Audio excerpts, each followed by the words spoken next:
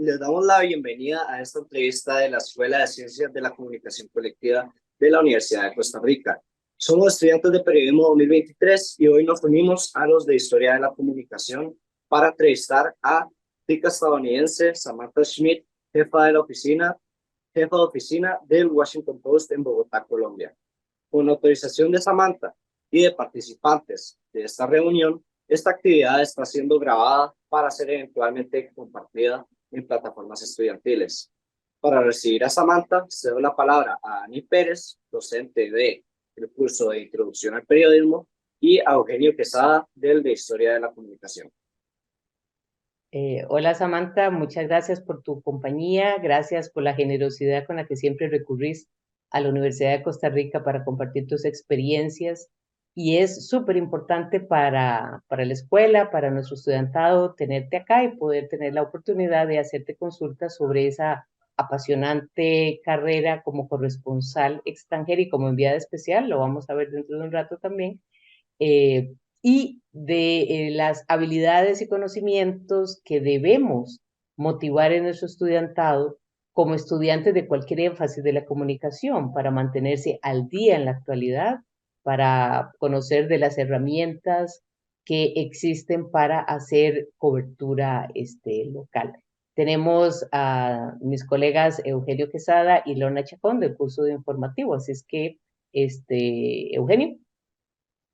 Gracias, Ani, gracias, Samantha, por esta oportunidad que nos das de compartir los conocimientos que tenés en materia de corresponsalía y darnos la oportunidad en el curso de Historia de la Comunicación de comprender y de trasladar lo que vemos del pasado, de cómo ha evolucionado el periodismo desde el siglo XIX a cómo se desarrolla hoy en día, qué son las características y cuáles son las funciones que hoy en día tiene un corresponsal de prensa. Muchas gracias. Ay, gracias. Lorna. Bueno, de nuevo, buenas noches, un gusto conocerte. Para el curso de periodismo informativo, esta práctica que, bueno, hace poco nos enteramos, entonces llegamos como de últimos, pero creo que también es muy importante, sobre todo por el prestigio y la credibilidad que tiene el medio en el que vos trabajás, que es una de las cosas que hemos discutido acá en el curso, ¿verdad? En un mundo de fake news, donde el periodismo también cada vez está siendo más cuestionado, donde cada vez menos estudiantes quieren estudiar periodismo, ¿verdad? Creo que ustedes son un gran ejemplo de que las cosas se pueden seguir haciendo bien, así que pues un honor tenerte con nosotros y muchas gracias por este tiempo que nos vas a regalar. Muchas gracias y tienes toda la razón que yo siempre digo que yo solo soy tan buena como mi periódico, que yo solo puedo hacer el trabajo que hago sí, por el conocimiento que tiene el periódico en distintas partes del mundo y es muy importante poder resguardar eso y me siento muy afortunada tenerlo como parte de no sé, siempre yo estoy muy consciente que no soy yo la que puede conseguir las entrevistas y la información, soy yo de parte del Washington Post.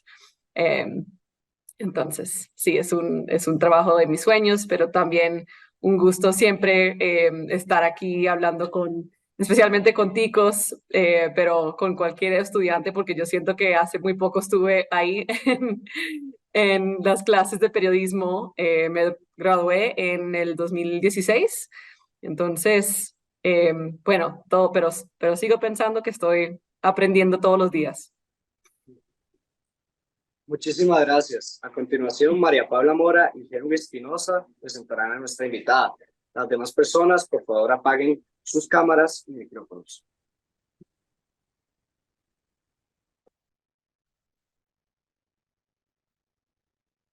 Nuestra invitada Samantha Schmidt es tica estadounidense. Creció en Minnesota y obtuvo su bachillerato en periodismo y lengua árabe en la Universidad de Indiana. Tras graduarse, realizó pasantías en Dow Jones de Londres, en el Minneapolis Star Tribune y en el Tampa Bay Times. También fue becaria reportera de James Reston en The New York Times.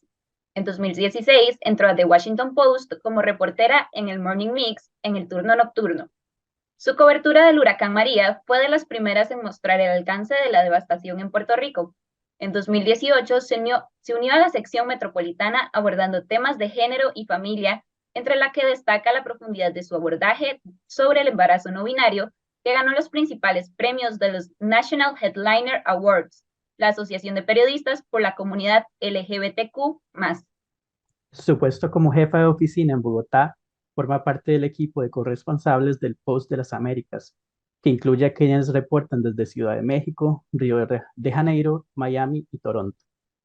Al anunciar su puesto, el Washington Post calificaba a Samantha por su energía y entusiasmo contagiosos, como una reportera agresiva y una escritora encantadora con un metabolismo inusualmente alto que la ayuda a hacer malabarismos con facilidad entre las noticias de última hora y los temas en los negocios. Ese metabolismo la preparó para llegar a Bogotá a preparar la cobertura de las elecciones que dieron como ganador al progresista Gustavo Petro y su polémico primer año de gobierno. También a poner su lente sobre la reivindicación de las disidencias de las exguerrillas en el sur del país. En el 2022 fue enviada a Ucrania y junto con otras reporteras del Post fue galardonada con el Premio al Valor en el Periodismo 2023 otorgado por la International Women's Media Foundation. Bienvenida Samantha y muchas gracias por venir a compartir sus experiencias como corresponsal. Muchas gracias por las lindas palabras. Nuestra clase preparó una serie de preguntas para Samantha que iniciaremos a partir de ahora con la siguiente dinámica. Cada persona que entrevista entra con cámara y micrófono encendido y hará su pregunta y esperará la respuesta de Samantha. Al final les avisaremos para incluir las preguntas del público. Iniciará Alejandro. Ahora sí. Bueno, hola, soy José Alejandro Sánchez. Un gusto tenerlo acá. Quisiera preguntarle, en su trabajo en Estados Unidos mostró que tiene una perspectiva interseccional al abordar temas como el embarazo no binario, la migración, la pobreza o los desastres. Esta visión permite mostrar temas complejos en todas sus dimensiones. Quisiera preguntarle, ¿qué consejos puede darnos para encontrar esos puntos de intersección en grandes temáticas? Yo creo que yo siempre digo que uno tiene que, uno cuando empieza un trabajo periodístico, trae todas sus experiencias y sus propios intereses y conocimientos, y eso ayuda mucho que un artículo, por ejemplo, sea no solamente, o sea, yo siento que mis mejores trabajos son los que yo he podido como traer todo esa pasión, ¿verdad? Y yo creo que en varias ocasiones me ha ayudado muchísimo, por ejemplo, tener familia latina, como toda mi experiencia conociendo América Latina, eso me ayudó mucho en los Estados Unidos, y también mi capacidad de hablar español, aunque no es perfecto, me ayudó mucho también en los Estados Unidos, conectar con poblaciones de migrantes, por ejemplo. Mi experiencia como una mujer y una mujer joven en algunas ocasiones me ha ayudado. Entonces, yo siento que todo eso ayuda a informar las ideas que tengo, que a veces, tal vez en ciertas situaciones en que, por ejemplo, no he estado cubriendo temas de género, pero me ha dado mucho interés como elevar voces de mujeres o de madres o de personas en otras poblaciones no siempre representados, como que me ha ayudado a encontrar historias que tal vez otras personas no le pusieron atención. Entonces, a veces uno siente como esas ganas de ser alguien, como que uno piensa que debería ser lo que significa ser como periodista seria, como intenso. Por ejemplo, cuando fui a Ucrania la primera vez, yo sentí esa presión porque fue la primera vez cubriendo una guerra, y para mí cubrir una guerra significaba estar en la frente con los soldados en situaciones muy intensas, que sí es importante, pero yo un día me di cuenta que hubo un ataque en un hospital ¿cómo se llama? Para mujeres embarazadas, y hubo un ataque que mató un bebé de un día recién nacido. y yo quería enfocar una historia sobre la experiencia de la mamá y que también representa a muchas mamás que han perdido hijos durante la guerra y esa perspectiva más de familias, más humana. Yo sentí que pude conectarme con ella, tal vez me ayudó, bueno, mi mirada como una mujer, como alguien que ha tenido experiencia escribiendo sobre esos temas, y terminó siendo un artículo con mucho más impacto, tal vez que si hubiera hecho el artículo que pensaban hacer, más como intenso, más sobre la guerra, y siento que, bueno, todo eso, como que confíes en tu propia, como tus propios instintos, e intereses y perspectivas, como de todos tipos. Intentar buscar narrativas que tal vez no están representados en la cobertura. Entendido. Muchísimas gracias. Gracias. Hola Samantha, mi nombre es Henry Espinosa. Como corresponsal en América Latina, ¿cuáles son los grandes temas o eventos actuales que considera usted más importantes para la audiencia del Post? Es una buena pregunta porque yo siempre estoy tratando de adivinar cuáles son temas que van a generar interés en audiencias internacionales, porque una cosa es lo que importa a un país, pero otra cosa es lo que importa a audiencias, por ejemplo, en los Estados Unidos, que es la gran mayoría de nuestros lectores, que no necesariamente están tan enterados o interesados en las dinámicas locales, políticas locales. Creo que ahorita, claro, esta semana, por ejemplo, estamos en medio de una temporada electoral muy importante. Hay bueno, las elecciones en Argentina, por ejemplo, son importantes porque y también habla de esta de dinámicas que hemos visto en otros países, porque se ha comparado, por ejemplo, el candidato que está liderando en Argentina es Javier Milei, quien es alguien que ha dicho que es inspirado por Donald Trump en los Estados Unidos o Bolsonaro en Brasil, como que ahí es un tema política que para un lector estadounidense como que es importante.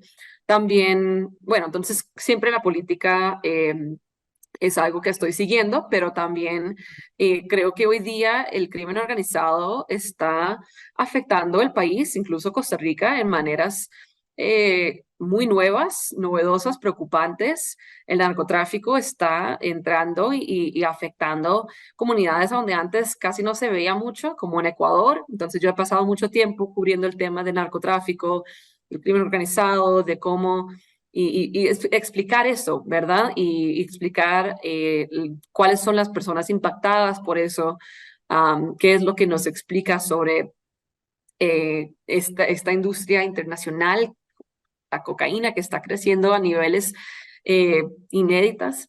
Entonces, esos son para mí como temas claves ahorita. Creo que el cambio climático sigue siendo muy importante. Hemos escrito sobre los impactos del niño, el fenómeno del niño este año.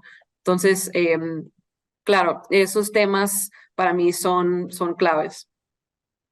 Okay. Muchas gracias, Samantha.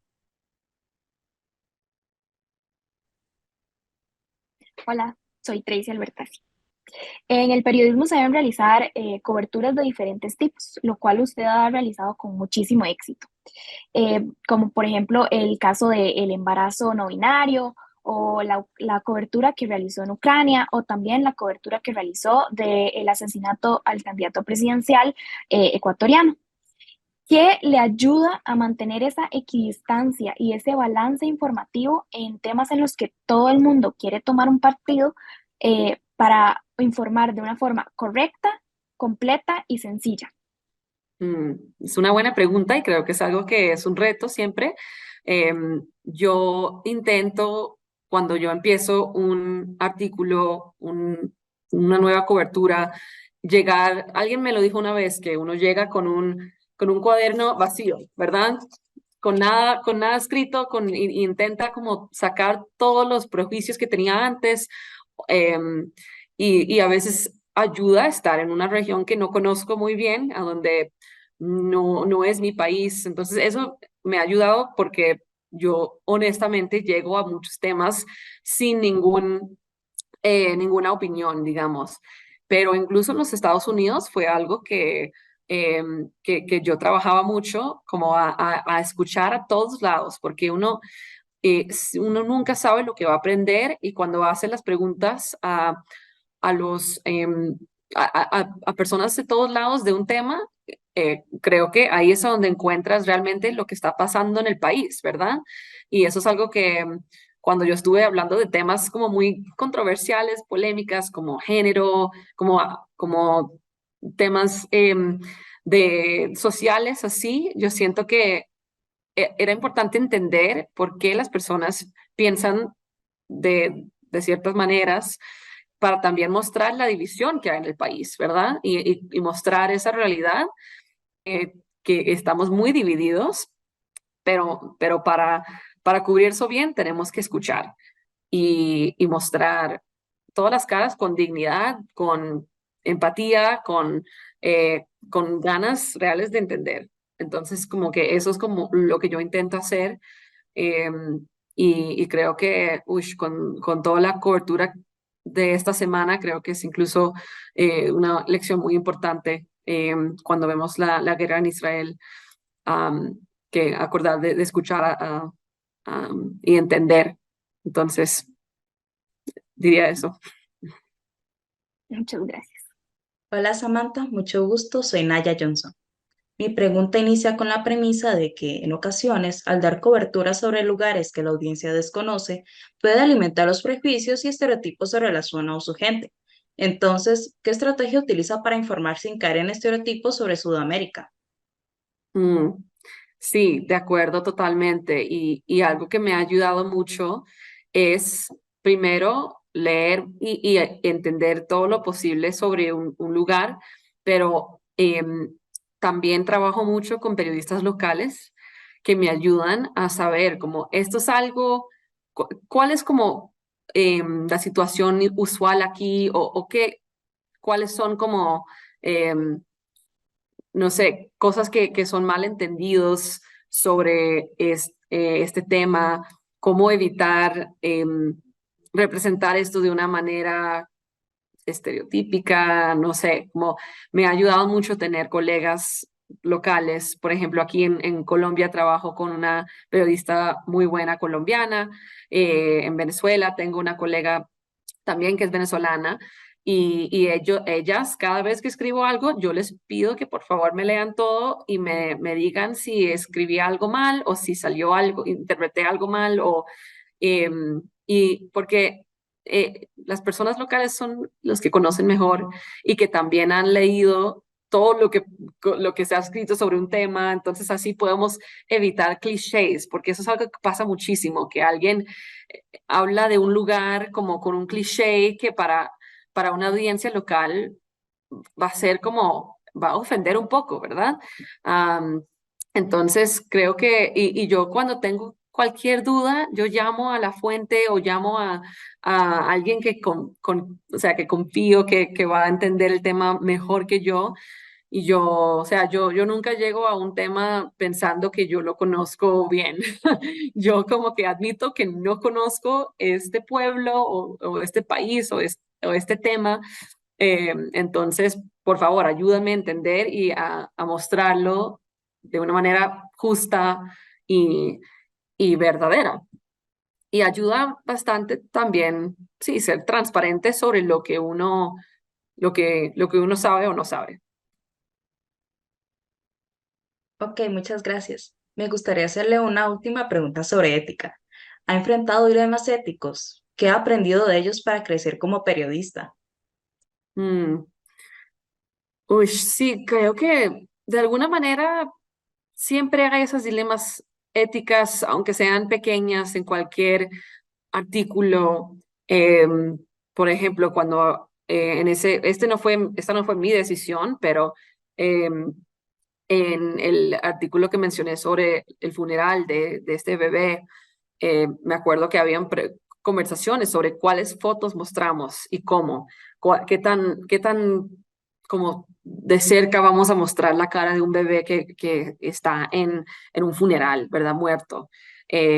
¿Cómo podemos mostrar la realidad sin como, sin, o sea, de la manera más como verdadera y más real para que realmente como que tenga ese impacto y que la gente vea lo que está pasando a niños en Ucrania, pero sin como traumatizar a la gente, por ejemplo, o sin sensacionalizarlo, no sé si usé la palabra bien, pero como eh, tenemos que tener mucho cuidado también con nuestros lectores, porque tenemos que protegerlos a veces y siempre hay esa pregunta, esa duda como de cuánto muestro de estas realidades terribles, de cosas traumáticas. A veces encima de artículos ponemos como una alerta que dice que en este artículo pueden ver fotos o explicaciones que pueden molestar, que pueden ser difíciles de leer.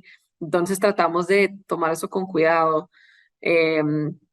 Momentos en que sí, he tenido que tal vez no incluir cierta información sobre fuentes o sobre incluso fuentes que tal vez me dijeron que está bien usar mi nombre o está bien decir a dónde vivo o cosas así, como yo siempre me pregunto a mí, o sea, pregunto a esa persona si realmente entiende lo que significa ser citado, nombrado en el Washington Post.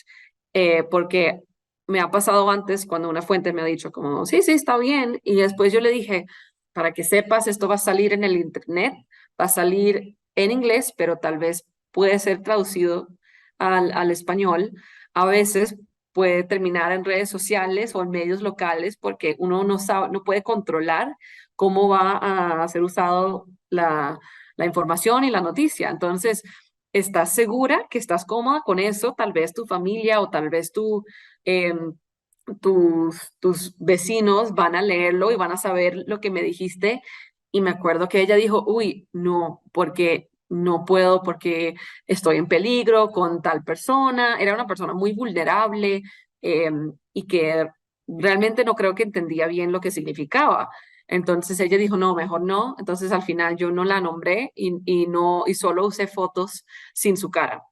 Pero esa fue una decisión difícil, pero me sentí mucho mejor. O sea, claro, terminó afectando bastante el artículo, como que tuvimos que cambiar mucho y hubiera sido más impactante tal vez con la cara de ella y con el nombre, pero me sentí 1000 veces mejor sabiendo que estuve protegiéndola y que estaba dándole toda la información para que ella se sienta empoderada. Muchas gracias. Gracias por la pregunta. Hola Samantha, mucho gusto, soy Angelina Sánchez y bueno, quería preguntarte sobre cuál cree que es el principal desafío que enfrenta el periodismo en Latinoamérica y cuál cree que debería ser el abordaje de este en cuanto a temas de transparencia, rendición de cuentas y democracia en esta región. Pues creo que el periodismo por todo el mundo, incluso en los Estados Unidos, está sufriendo por temas económicas, que hay muchas redacciones que están cortando puestos o que han tenido que como cambiar la cobertura o bajar la cobertura por temas de recursos, y eso para mí es muy peligroso, especialmente en temas de como investigación, de investigar gobiernos, investigar como el uso de recursos públicos. Eso para mí es como el trabajo más importante que tenemos como periodistas, es como decimos en inglés, accountability, como de poder mostrar esa transparencia del gobierno y verificar que lo que dicen es lo que están haciendo, ¿verdad? Y, y siento que en muchos lugares se nota ese vacío. Y incluso en países como Ecuador, creo que otra amenaza que yo veo que es quizás el más preocupante es la violencia, la seguridad. Yo conozco muchos periodistas que han sido amenazados, que han tenido que salir del país a donde viven por amenazas. Aquí en Colombia, en Ecuador, en Venezuela. Siento que el hecho de que un periodista no puede hacer su trabajo sin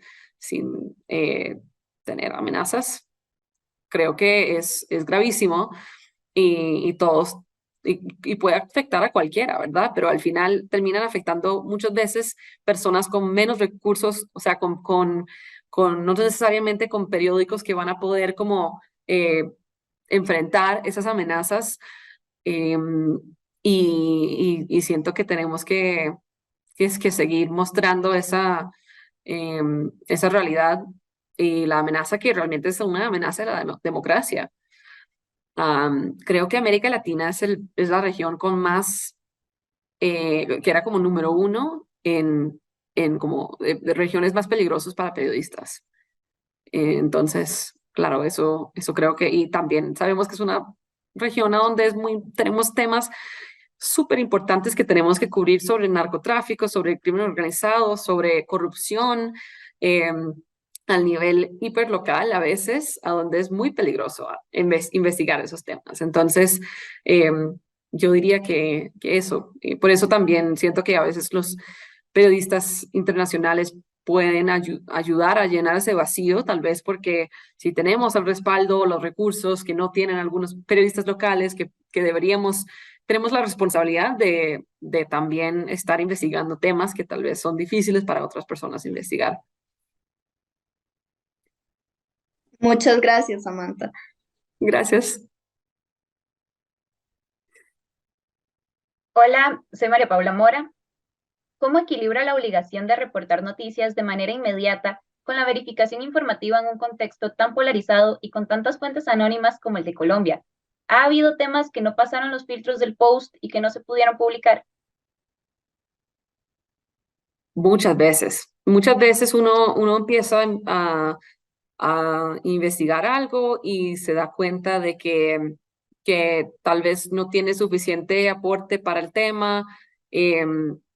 Yo siempre tengo una lista larguísima mental de cosas que me gustaría escribir o investigar, pero tal vez no he alcanzado a encontrar la fuente que necesito o que al final no era como pensaba.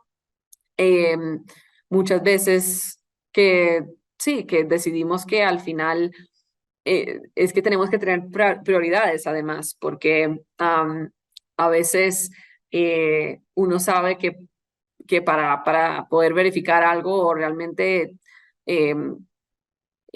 tener suficientes aportes para un artículo tomaría muchas semanas o meses o años tal vez. Entonces decimos que, bueno, no vamos a enfocarnos en ese, pero vamos a enfocarnos en otro que tal vez es más factible. Y bueno, yo tengo para mí, me siento muy afortunada que no necesariamente tengo que escribir todo muy rápido.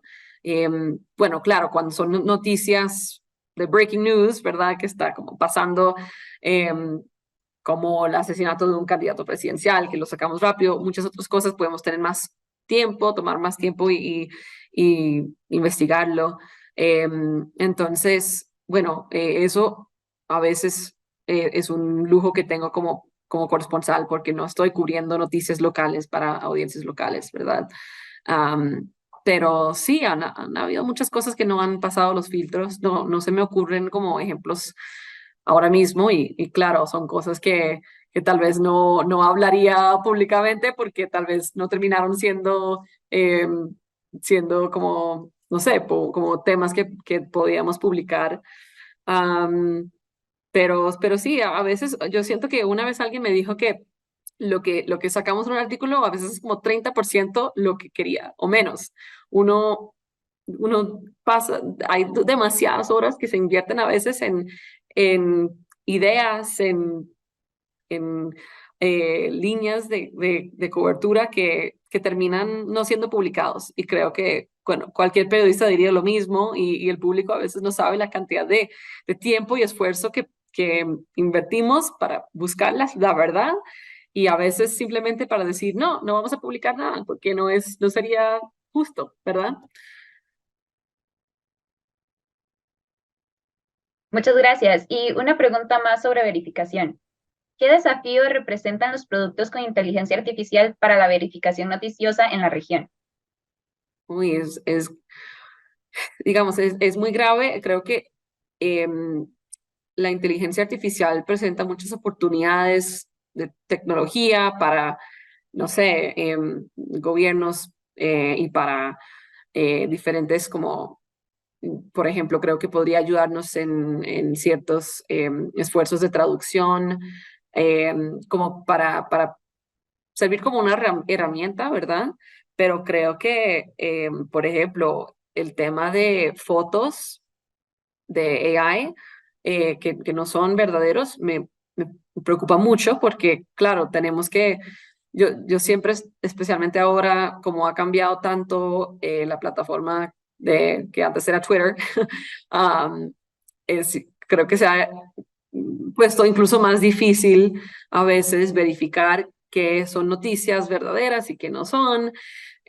Somos muy afortunados que en el Washington Post tenemos un equipo que se llama el Visual Forensics y hay como editores de video que se encargan de verificar que videos o fotos o otras como cosas que vemos en redes sociales son verdaderos. Tenemos muchos recursos para poder revisar todo eso. Entonces, sí, tenemos que tener mucho cuidado porque creo que es una amenaza al periodismo el hecho de que hay tantas cosas en redes sociales que no son verdaderos. Muchas gracias. Gracias, Mara Paula. Hola, soy Miguel Vieto. Había dado cobertura a desastres, pero Ucrania fue su primera vez en una zona de conflicto armado. ¿Qué fue lo más difícil de esa experiencia y qué desafíos vivió en el día a día? Habían muchos desafíos. Creo que siempre era bueno, el tema logístico, creo que en situaciones como Ucrania siempre es uno de los más difíciles porque uno tiene que siempre pensar en cuáles son los riesgos entrando a este pueblo, a este lugar, cuánto tiempo podemos esperar ahí, cómo podemos evitar estar en una situación peligrosa, qué tan importante es que entremos. A veces tuvimos que decir que no a ciertas cosas porque dijimos, realmente no vale la pena. Y todos los días, todos los días era como un proceso de negociación, además con un equipo a donde todos teníamos metas diferentes, como prioridades diferentes. Por ejemplo, yo siempre trabajaba con una fotógrafa o fotógrafo y también un traductor local que también es como fixer ucraniano, un conductor y también un asesor de seguridad. Entonces todos teníamos como, claro, yo quería hacer algo, a veces la fotógrafa quería hacer otra cosa y el asesor de seguridad decía, tenemos que tener cuidado ahí porque hay estos riesgos. Entonces, manejar esas dinámicas de equipo es una parte muy importante del trabajo, pero para mí también fue una experiencia muy linda porque fue trabajar un mes completo con un equipo y nunca me sentía sola porque siempre podíamos como conversar y ayudarnos con ideas, con decisiones. Para mí fue difícil porque yo fui la encargada de finalmente tomar a veces las decisiones más difíciles y fue una buena lección en cómo no solamente pensar en mí y en mi trabajo, pero en el trabajo del equipo y de la seguridad, las vidas de los demás. Entonces, sí, todo eso es parte de la experiencia. A ver, creo que hay el desafío de tratar de buscar historias que realmente van a ayudar que los lectores sigan interesados en Ucrania, porque, por ejemplo, esta última vez ya había pasado un año de guerra, muchas personas como que habían dejado de leer sobre lo que estaba pasando en Ucrania porque muchas historias terminan siendo como muy parecidos, ¿verdad? Como, y siento que siempre ese es un reto, como de buscar temas, perspectivas, ángulos que van a sorprender o van a mostrar una nueva realidad de la guerra. Creo que todo eso es parte de, de la experiencia en Ucrania y creo que incluso ahora, especialmente ahora que vamos a tener dos guerras a la misma vez, creo que vamos a seguir teniendo que acordarle a los lectores lo que está pasando en Ucrania, que no nos olvidemos de ellos tampoco.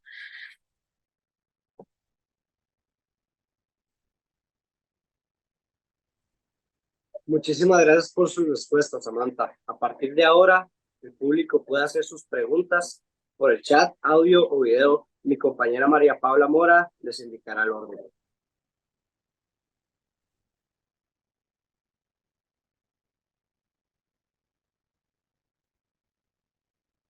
A las demás personas participantes de esta reunión pueden escribirnos sus preguntas por el chat o pueden levantar la mano y hacer sus preguntas. Tengo que decir que las preguntas han sido muy buenas, difíciles y muy buenas. Ok, tenemos una primera pregunta de parte de la profesora Lorna Chacón, que dice, quisiera saber si ha recibido algún tipo de discriminación por ser mujer periodista. Pues yo siento que, claro, en ciertas ocasiones he tenido que enfrentar comentarios, situaciones en que tal vez una fuente dijo algo no apropiado que jamás tendría que enfrentar un colega que es hombre. Siento que, claro, a veces eso es lo peor. Seguro, incluso periodistas mujeres en esta reunión han enfrentado lo mismo de comentarios, de como cosas que inmediatamente te hacen sentir como que por ser mujer y tal vez por ser mujer joven o por ser mujer extranjera o lo que sea, mi trabajo se ha puesto más difícil y de repente no me ven como una periodista profesional, me ven de otra manera y es muy injusto. Pero claro, y uno tiene que saber cómo navegar esas situaciones para como mostrar la línea y decir, mira, yo te estoy pidiendo esta entrevista porque soy periodista, no tengo ninguna otras intenciones y quiero que me ayudes a mantener ese profesionalismo. Y por lo general me ha servido, pero claro, ese es como más lo que me ha pasado. Por dicha, no he sentido como otro tipo de discriminación más como tal vez directa o obvia, pero creo que son cosas así que terminan haciendo el trabajo más difícil de lo que debe ser. Gracias. De parte del profesor Eugenio Quesada, usted trabaja con periodistas locales que escriben para audiencias internacionales.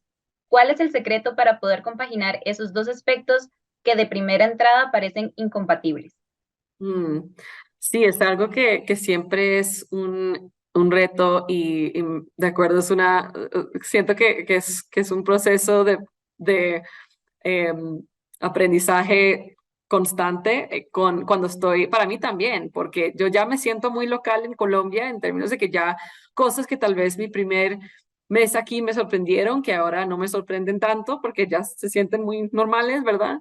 Y siento que pero he visto cómo, por ejemplo, mi colega aquí en Colombia y otra en Venezuela han aprendido cuáles son temas que van a interesar al Washington Post. Y hay cosas que tal vez ella me muestra, bueno, esto pasó en las noticias para que sepas, pero yo sé que no nos interesa porque me parece que es muy, usamos esta palabra en inglés, incremental, como que algo que es muy, como una actualización más, sí, como incremental, como, pero que no va a ser algo realmente con mucho impacto o que va a sorprender un público estadounidense.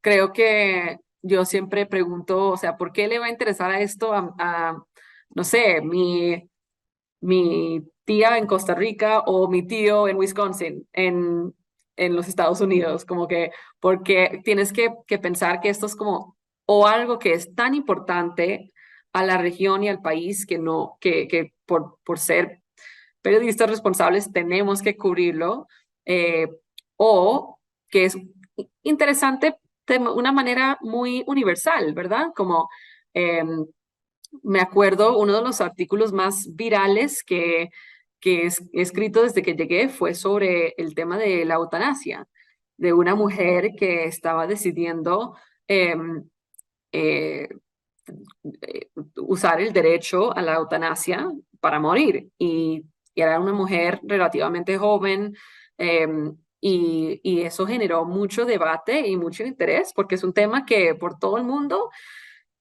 es interesante, ¿verdad? Muchos temas así sociales, o de cambio climático, por ejemplo, que es algo que afecta a todo el mundo.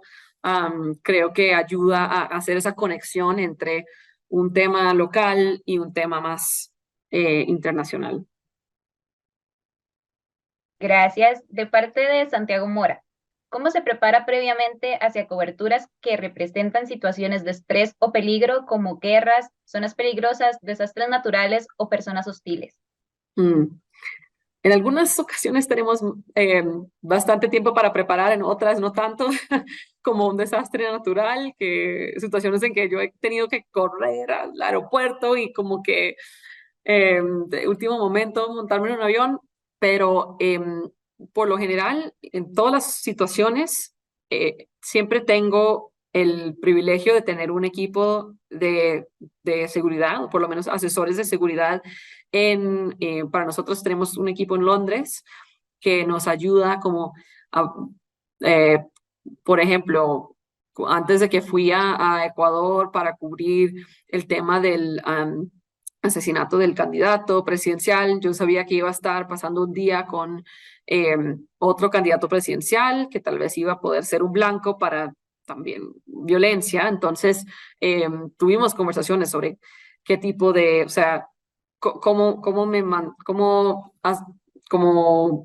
cuáles son preguntas que debería estar haciendo para saber qué tan seguro va a ser esta situación. Ellos decían, como, pregunten, va a ser un espacio público en una tarima, en un lugar enorme, a donde puede pasar algo, o va a ser algo más cerrado, o ellos, no sé, vas a tener acceso a tu chaleco antibalas, a tu equipo, o sea, tu como botiquín y todo esto, como lo que siempre empaco. A veces siempre estoy preguntando esas cosas, como que tengo que empacar, tengo que traer equipo de seguridad, tengo que tener una conversación extensa con mis asesores de seguridad. Yo les mando toda la información de a dónde me voy a estar quedando, cuáles son contactos de emergencia, cuáles son posibles riesgos, de pronto cosas que no había pensado, como a veces uno piensa solo en como, bueno, aquí puede haber guerrilla, pero a veces lo más probable es que te pase algo, como que te lastimes y vas a estar a 6 horas del hospital más cerca. Entonces, ¿qué harías? Como pensar en todas esas situaciones, saber qué tipo de apoyo vas a tener. O sea, es una lista larguísima, pero es algo que también aprendemos en un entrenamiento que se llama Hostile Environment Training, y que todos los corresponsales, por lo menos para el Post, van a este entrenamiento, que son varios días muy intensos, de como conocer tipos de situaciones que podrías enfrentar y cuáles cosas que tienes que tener en mente. Y sí, pero a veces es algo que estás enfrentando en el momento y uno tiene que saber cómo reaccionar, o con experiencia ya sabe cómo evitar ciertas situaciones. parece que hay una pregunta combinada con esa, ¿verdad? Sí, si quieres Situaciones responder de en una vez. las que definitivamente no trabajaría. En términos de seguridad, siento que depende, como yo, por ejemplo, en Ucrania, había situaciones en que yo dije que no, porque dije que no me sentía cómoda, que parecía que, por ejemplo, a veces depende en cómo te sientes un día, ¿verdad? A veces es que tienes que sentirte además tranquila entrando y sabiendo que estás como mentalmente preparada para enfrentar los riesgos y que conoces bien lo que vas a enfrentar. Habían días en que yo dije, ¿sabes qué? Ya he estado por este río muchas veces y he escuchado de cosas peligrosas que han pasado aquí. Yo no quiero regresar porque realmente ya creo que tengo suficiente y no vale la pena. Como ¿qué es lo que, cuál es el propósito de estar aquí? ¿Por qué? Claro, hay situaciones en que yo he dicho que no porque tal vez no tengo los contactos necesarios para estar tranquila, que vamos a estar seguros ahí, o porque la dinámica ha cambiado en una zona, entonces mejor ya no. Pero depende mucho. Y lo que me gusta mucho de nuestros asesores de seguridad es que ellos, por lo general, no nos dicen como no, pero nos dicen, mira, estos son los riesgos, eso es lo que podemos hacer. Yo me sentiría cómodo con esto, ustedes deciden con esta información. Y eso nos ayuda muchísimo a hacer el trabajo. Ok, tenemos otra pregunta de parte de la profesora Ani Pérez. ¿Cuáles conocimientos y habilidades debe tener toda persona que estudia periodismo para ser profesional 360? A ver, para ser profesional 360 en el periodismo, digamos, o en otros trabajos, como cuáles lecciones. ¿Puedo clarificar esa pregunta? No sé, Ani, si quieres clarificar lo que significa ser En profesional periodismo, 360 en en el periodismo. periodismo. Ujú. Creo que, bueno, en general, ser curioso es lo más importante, es siempre tener preguntas, querer conocer y entender sin prejuicios, sin ningunos, como decimos, biases en inglés. Am, Creo que saber cómo también conectar con las personas es muy importante, cómo mostrar empatía a las personas y, y como enfrentar cada entrevista em, con, con dignidad. Y aunque sea una persona con muchos recursos o muy importante, aunque sea un presidente o una persona que conoces en la calle, como que todos tienen que tener el mismo respeto y la misma información para decidir si te hablan o no. Creo que, bueno, con muchos temas políticos especialmente, la persistencia es clave. Hay muchas situaciones en que yo he tenido que preguntar todos los días, pedir la entrevista con alguien, insistir, insistir, insistir y explicarles todo. Em, yo trato de ser muy transparente para que las personas entiendan, mira, yo estoy tratando estas son mis preguntas, yo estoy tratando de investigar esto por estas razones, esto, bueno, como que yo trato de que fuentes no tengan sorpresas, porque yo no quiero que alguien lea algo en el periódico y que piense que, uy, que yo no sabía que iba a salir así, siento que eso no es justo. También ser muy como discreta a veces, que es difícil, saber cuáles son fuentes confidenciales y no, saber cuáles temas puedes hablar y no, am, y manejar eso con profesionalismo y con mucho cuidado. Em, a ver, ¿qué más? Como, siento que a veces en el periodismo esa organización es dificilísimo. Muchos periodistas no somos buenos con la organización, ¿verdad? Yo por lo general, o sea, no es como mi fuerte, pero ayuda mucho. Yo en serio, cada vez que estoy a punto de publicar una nota, yo reviso cada palabra. O sea, yo a veces imprimo la nota para leerlo o lo leo en voz alta y voy palabra por palabra, porque a veces hay cosas que uno encuentra en el último momento que es un error pequeño, pero que puede cambiar todo, porque si uno tiene que corregir algo, de repente como que la gente deja de confiar en la información, ¿verdad? Entonces, sí, revisar todo, saber que estás revisando cada detalle con mucho cuidado. Entonces, es como ser muy detallado y ser, pero también, perdona por extenderme mucho, pero ser muy flexible.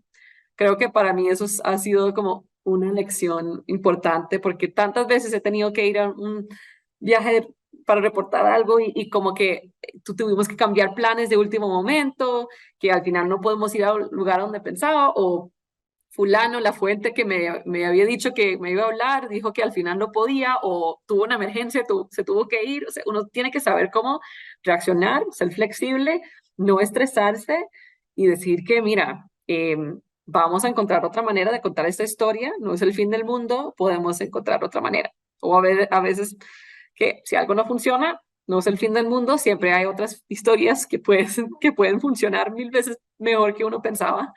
Entonces, sí, hay que tener esa capacidad de ser flexible y adaptarse. Muchísimas gracias por sus respuestas, Samantha. Con esto finalizamos la sección de preguntas del público. Si lo desean, pueden encender sus cámaras para despedir a nuestra invitada. Muchísimas gracias, Samantha Schmidt, jefa de la oficina del Washington Post en Bogotá, por esto de generoso intercambio sobre su labor como corresponsal extranjera. Samantha, ¿desea hacer un comentario de cierre? Ay, muchas gracias y tengo que perdonarme porque mi acento tico como que se me ha soltado bastante, ahora suena como una colombiana, pero amo a Costa Rica y me encantaría ser un recurso. Si alguien quiere estar en contacto, tienen más preguntas después, puedo compartir mi correo o lo que sea, porque me encantaría ayudar de cualquier manera y que tengamos más ticos en el periodismo. Tenemos algunos en varios medios internacionales, pero siempre podemos tener más. Entonces, espero verlos a ustedes en algunos de esos. Gracias. Gracias. Esto ha sido una entrevista colectiva de la Escuela Ciencias de la Comunicación Colectiva de la Universidad de Costa Rica. Somos estudiantes de los cursos Introducción al Periodismo e Historia de la Comunicación, junto con Periodismo Informativo 2023. Muchas gracias por acompañarnos.